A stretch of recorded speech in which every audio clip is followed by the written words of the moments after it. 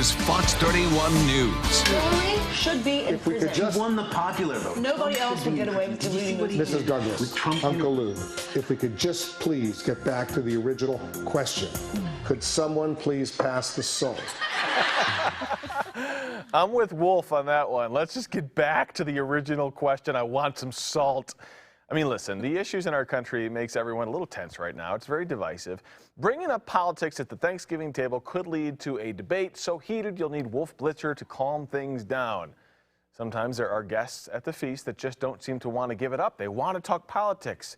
We've got family psychologist Dr. Sheryl Ziegler here joining us. Always a pleasure to have you. Thanks for having me. This is a real problem. I mean, this actually does happen, and as much as we joke about it, I mean, many families have very different political views. Would you suggest just trying to avoid it altogether? I really would. If you can. I really would. I think particularly this year, this is a really heated topic. And so if you want to have a nice time with your family, and usually extended family, that can have differing views, just really find some other commonalities to talk about instead of going there. So if you've got that one family member that just seems to want to bring it up and want to talk about it, maybe a preemptive strike? Is that how you do that? Talk to them before the dinner and say, listen, we just don't want this to go there. I think that would be great. I think if you can use humor to try to deflect it, great. If you need to have a side conversation, but I think you kind of have to make an agreement, especially maybe the host makes an agreement that says, like, ding, ding, ding, by the way, this holiday will be a no politics talking holiday. Let's talk about all the other things that we could, you know, the good stuff. Yeah, the good stuff. Got a lot of good stuff to talk about. And you focus on families and kids so much. I mean, do you worry what kind of an impact it would have on kids to basically remember Thanksgiving as a day when Uncle Bob stormed out and Dad and Uncle Bob argued for an hour? Absolutely. I mean, I love Uncle Bob, don't get me wrong. Absolutely, and we also know that Thanksgiving and the holidays in general are paired with alcohol.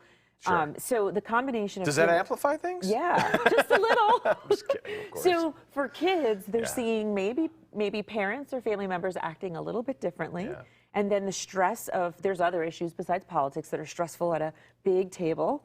And then throw in something that's easy to argue about. And yeah, it's not very pleasant for anybody. Well, yeah, it's like throwing a bomb in, just letting things blow up. I say take a deep breath, right? I mean, and probably should, if you're the host, think about how you're going to deal with it ahead of time. Have a plan. Absolutely. I really think so. I think if you're watching this right now and you're going, oh, I know who that is in my family, then come up with a plan. Maybe call them ahead of time even, or again, try to make light of it if possible, because I think that will work much better than like a really serious conversation. Because we all have an Uncle Bob. I think so. Every family has. I'm pretty sure. An Uncle Bob. Yeah. Thank you so much. Thank you. Dr. Ziegler, always a pleasure. You have great advice, great common sense kind of things that we can do to help with some of these problems. Let's get over to meteorologist Greg Dutra. He's the Uncle Bob. Oh, thank you very much. I appreciate that. I don't know, remember we were talking yesterday, Megan asked what happened